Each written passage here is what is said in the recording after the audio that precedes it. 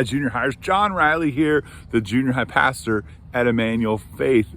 Now we are moving on to Daniel chapter 3. And this particular chapter might be the most famous in the book of Daniel because it's the story of Daniel's good buddies who were named by the Babylonians Shadrach, Meshach, and Abednego.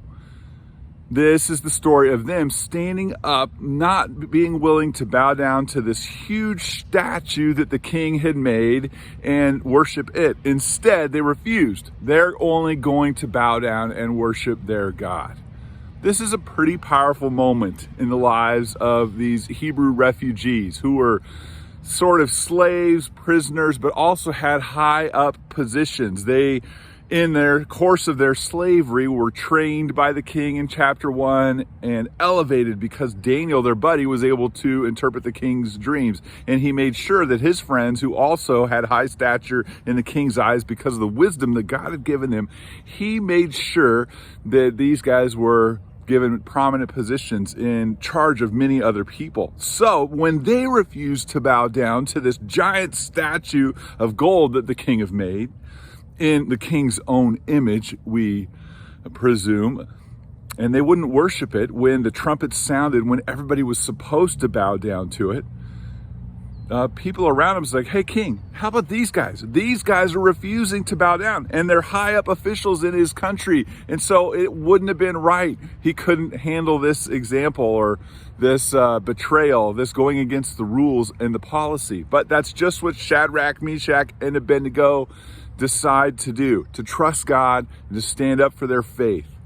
My favorite part of this is when they are brought to the king. He gives them one last chance.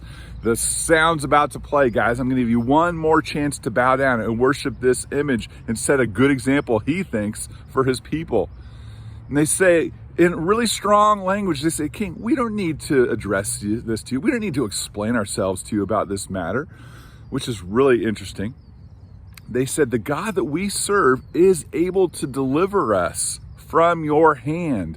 But even if he doesn't, your majesty, we want you to know that we will not bow down. See, the threat had been made clear. You're going to get thrown into this fiery furnace if you don't listen and bow down. They said, our God is able to save us. But even if he doesn't, they didn't have this expectation that God was going to make everything in their lives. They just knew that God could save them.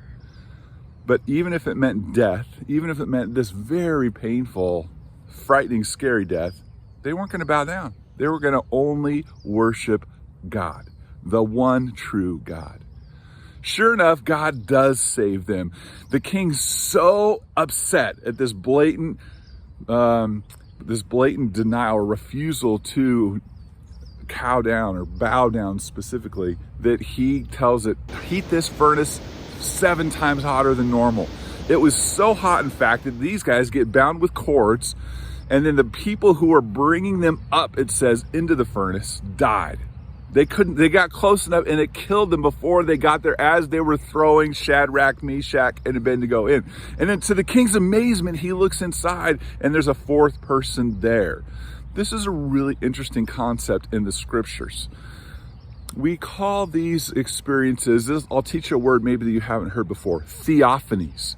Theophanies. Theo meaning God, ophanies meaning appearances. We believe these are times in the Old Testament when Jesus actually appears. Now, the scriptures specifically say that it's a messenger, or use the term messenger, which we're often translating as angel, is in there with him. But it's the description, if you look at how his skin shone, what he looked like, it's just the way Jesus manifests himself several times in the New Testament. Once in the Transfiguration, when he takes his 3 best buddies up onto the hill, and another time in the book of Revelations when he appears to John to give a vision of what's going to happen in the future.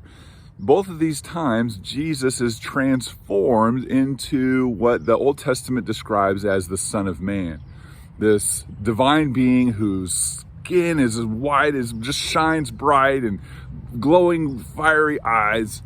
Anyway, Nebuchadnezzar sees someone else in the furnace.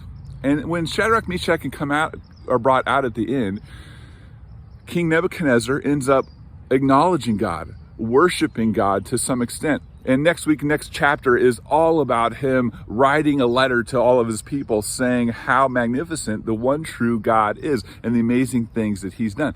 It says Shadrach, Meshach, and Abednego, when they came out, they didn't even smell like smoke. They weren't, hairs on their arms weren't even singed. Now, when I'm cooking a barbecue in the backyard, when I lift the lid, it gets so hot sometimes that just lifting the lid, check this out, the hairs on my arm burn and curl up. It says that these guys didn't have any hairs singed, not one, and they didn't even smell like smoke. Amazing what God did, how he protected them.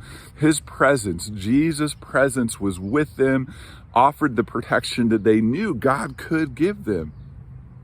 I think that's pretty cool. And it ultimately ended up in the king acknowledging, honoring God. So that's a cool story. Shadrach, Meshach, and Abednego. Well, what about us? Are we willing not to bow down to other things? There's so many things in our life. Probably nobody's going to build a statue and make us bow down to it now. But speaking the book of Revelation, it's predicted that that is going to happen at the end. And if anybody doesn't bow down to the image of the Antichrist, then they're going to get killed.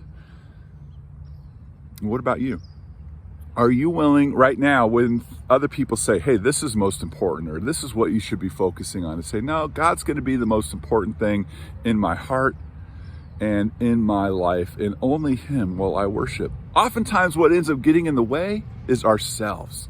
We end up worshiping ourselves, and that's one of our enemy, the devil's main tricks. That's what he did with King Nebuchadnezzar. He got the king to try and elevate himself and make this image for people to worship of himself.